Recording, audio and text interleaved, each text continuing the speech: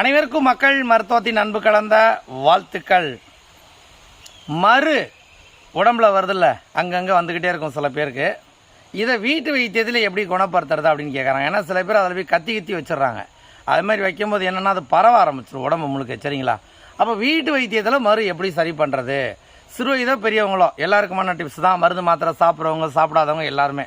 சரிங்களா? 3 பொருள் தான். பச்சை கற்பூரம், கல் உப்பு, சின்ன வெங்காயத்தோட சாறு. நல்லா புரிஞ்சுக்கணும். 3மே சம அளவு எடுத்துக்கணும். உதாரணமாக பச்சை கற்பூரம் ஒரு 10 கிராம்னு வச்சுங்களேன். அதே போல் கல் உப்பும் 10 கிராம் தான். அதே போல் சின்ன வெங்காயத்தை நல்லா அரைச்சி சாறு, அது சும்மா ஒரு 10 கிராம் இல்லை ஒரு 10 ml இந்த மாதிரி கணக்கு வச்சுக்கணும். 3ஐயும் சம அளவு எடுத்து கலந்து ஒரு கப்பில் வச்சுக்கிட்டு, பஞ்சு இல்லைன்னா கூட இந்த காது குடையிற பட்ஸ் இருக்குல்ல, அதில் கூட அப்படி தொட்டு தொட்டு எங்கெல்லாம் மரம் இருக்கோ வச்சுக்கிட்டே வரணும். குறைஞ்சபட்சம் அரை மண்டலங்கிறது எவ்வளோ நாள் தெரியுமா? 24 நாட்கள். அது மாதிரி குறைஞ்சபட்சம் அரை மண்டலமாவது தொடர்ச்சியாக செஞ்சுக்கிட்டே வரணும். செய்யும்போது மறு கொஞ்சம் கொஞ்சமாக சரியாக ஆரம்பிச்சிடும். இன்றைக்கி நிறைய பேர் மறு வந்தவங்க என்ன பண்ணுறாங்கன்னா, அதுக்கு ஏதாவது க்ரீம் அப்ளை பண்ணி ஏதோ ஒரு சர்ஜரி ஸ்டைலில் போய் ஏதோ தேவையில்லாத பிரச்சனை இழுத்து விட்டுக்கிறாங்க. அப்போ நம்மக்கிட்ட வரும்போது பார்த்தா ரொம்ப பாதிப்போடு வராங்க. எளிமையான வீட்டு முறைகள் இப்போ நான் சொல்லிக் கொடுக்குறது ரொம்ப சிம்பிள் தானே. 3மே வீட்டில் கிடைக்கிற ஐட்டம் தானே.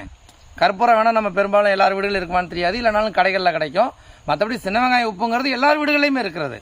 அப்போ இதை நீங்கள் ட்ரை பண்ணி பாருங்கள், நல்ல மாற்றம் கிடைக்கும். அதுவும் சில பேர் என்ன சொல்கிறாங்கன்னா, இல்லை நாங்கள் சில க்ரீம்ஸ் பயன்படுத்துறதுனாலே அதிகமாக வந்துருச்சுக்கிறாங்க. அது மாதிரிலாம் முயற்சி பண்ணாதீங்க. கூடுமான வரையிலும் நீங்கள் இந்த மாதிரி முயற்சி பண்ணுங்கள்.